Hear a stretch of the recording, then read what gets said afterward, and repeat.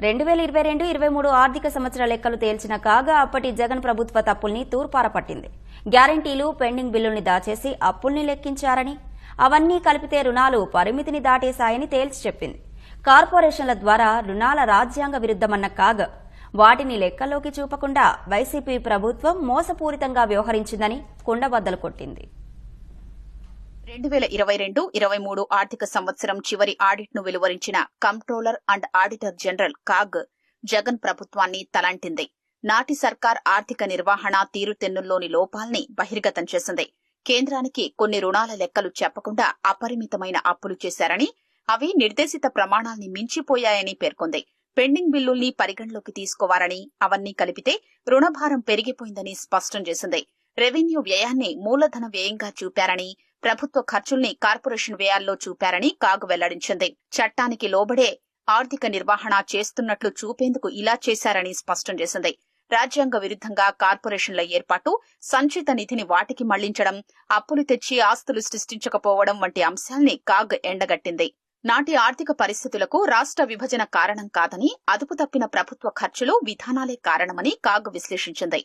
YCP ప్రభుత్వం కొన్ని రుణాల్ని కలపకుండా మొత్తం అప్పును తేల్చిందని కాగ్ తన నివేదికలో పేర్కొంది. జీఎస్డీపీలో రుణాల వాటా తక్కువగా చూపి ఎఫ్ఆర్బీఎం చట్టానికి లోబడే అప్పులు ఉన్నాయని చెబుతూ వచ్చిందని వెల్లడించింది. బడ్జెట్లో చూపని రుణాల మొత్తాన్ని తక్కువ చేసి చూపుతూ కేంద్రానికి తప్పుడు లెక్కలు చెప్పిందని కాగ్ పేర్కొంది. ఆ రుణాలు రాష్ట్ర ప్రభుత్వం చెప్పిన మొత్తం కన్నా చాలా ఎక్కువని కాగ్ స్పష్టం చేసింది. కార్పొరేషన్ల రుణాలు తమ బాధ్యత కాదని వైసీపీ ప్రభుత్వం చెప్పడం సరికాదని కాగ్ పేర్కొంది.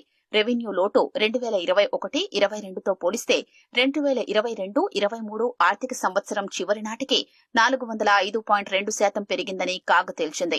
రెవెన్యూ లోటును 3,118 కోట్లు, ద్రవ్యలోటును 2,405 కోట్ల మేర తక్కువగా చూపిందని కాగ్ పేర్కొంది. తలసరి అప్పుల్ని లెక్కగట్టిన కాగ్ 2022-23 ఆర్థిక సంవత్సరం నాటికి అది 1,03,758 రూపాయలుగా పేర్కొంది. రాబోయే 7 ఏళ్లలో రాష్ట్రం 1,39,567 కోట్ల రుణాల్ని తీర్చాలని, ఈ భారాన్ని అధిగమించేందుకు ప్రభుత్వం అదనపు రెవెన్యూ వనరుల్ని సమకూర్చుకోవడంతో పాటు వివేచనాత్మక రుణ వ్యూహాన్ని రూపొందించుకోవాలని కాగ్ సూచించింది. ఇందుకు నిర్దిష్ట ప్రణాళిక లేకపోతే అభివృద్ది కార్యక్రమాలకు నిధులు లేకుండా పోతాయని పేర్కొంది. 2022-23లో 341 రోజులు జగన్ ప్రభుత్వం అప్పులపైనే ఆధారపడిందని కాగ్ లెక్కలు చెబుతున్నాయి. రిజర్వ్ బ్యాంకు వద్ద రోజువారీ కనీస నిల్వ 1,94,00,000 రూపాయల్ని కేవలం 24 రోజులు మాత్రమే నిర్వహించగలిగింది.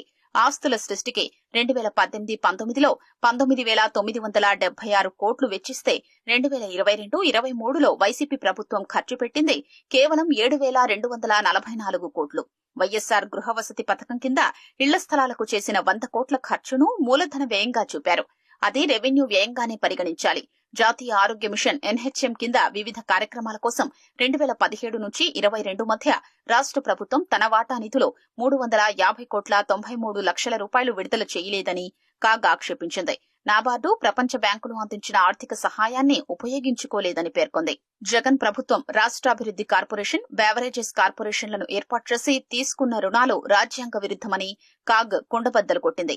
అవి ఎఫ్ఆర్బీఎం చట్టానికి విరుద్దమని తేల్చింది. రాష్ట్రాభివృద్ది సంస్థను స్థాపించి 25,000 కోట్ల రుణాలు సమీకరించేందుకు ప్రభుత్వం గ్యారంటీలు ఇచ్చిందని, వాటిని ప్రభుత్వం తన ఆదాయాల నుంచి చెల్లించాలని స్పష్టం చేసింది. బేవరేజెస్ కార్పొరేషన్ ద్వారా నాన్ కన్వర్టబుల్ డిబెంచర్లు జారీ చేసి సమీకరించిన రుణాలకు రాష్ట్ర ప్రభుత్వమే హామీ ఇచ్చిందని పేర్కొంది.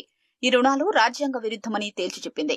ఇలాంటి పద్ధతుల వల్ల కార్పొరేషన్ల ద్వారా ప్రభుత్వాలు అమలు చేసే పథకాల ఖర్చులపై శాసనసభ అధికార నియంత్రణ కోల్పోతోందని కాగ్ వివరించింది. నికర రుణ పరిమితిని కేంద్రం తేల్చే క్రమంలో ఈ రుణాల్ని రాష్ట్ర ప్రభుత్వం తెలియజేయడం లేదని, దీంతో అసలు రుణ పరిమితికి మించి అప్పులకు అనుమతి తెచ్చుకుంటోందని పేర్కొంది. ప్రత్యేక మార్జిన్ మనీ కార్పొరేషన్ ఆదాయం కాదని, రాష్ట్ర ఆదాయంలో భాగంగానే చూడాలని కాగ్ స్పష్టం చేసింది. దాన్ని రాష్ట్ర సంచిత నిధికి జమ చేయాలని తేల్చి చెప్పింది. పురా నగరపాలక సంస్థల్లో ఘన వ్యర్థాల నిర్వహణలోనూ వైసీపీ ప్రభుత్వం ఘోరంగా విఫలమైందని కాగ్ నివేదిక వెల్లడించింది.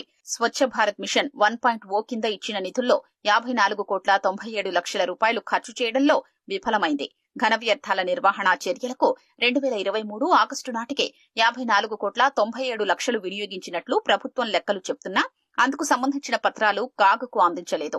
రాష్ట్ర వ్యాప్తంగా 82 మున్సిపాలిటీల్లో తడి వ్యర్థాల ప్రక్రియ కేంద్రాలు లేవని కాగ్ పేర్కొంది. వ్యర్థాల్ని శుద్ధి చేసే ప్లాంట్లు లేకపోవడం వల్ల బహిరంగ ప్రదేశాల్లో పారవేస్తున్నారని కాగ్ ఆక్షేపించింది. విమానాశ్రయాలు, వాయుసేన స్థావరాలకు దూరంగా వ్యర్థాల్ని పారబోయారనే నిబంధనలు ఉన్నా పాటించలేదని కాగ్ ఆక్షేపించింది. CFMS లోపాలు సరిదిద్దుకోవాల్సి ఉందని కాగ్ అభిప్రాయం వ్యక్తం చేసింది. వ్యవస్థ రూపకల్పనలోనే కొన్ని లోటుపాట్లు ఉన్నట్లు నివేదికలో పేర్కొంది. నకిలీ బిల్లుల పరిశీలనకు ఆస్కారం లేకుండా పోయిందని, మోసపూరిత లావాదేవీలకు వెసులుబాటు కల్పించేలా ఉందని వ్యాఖ్యానించింది.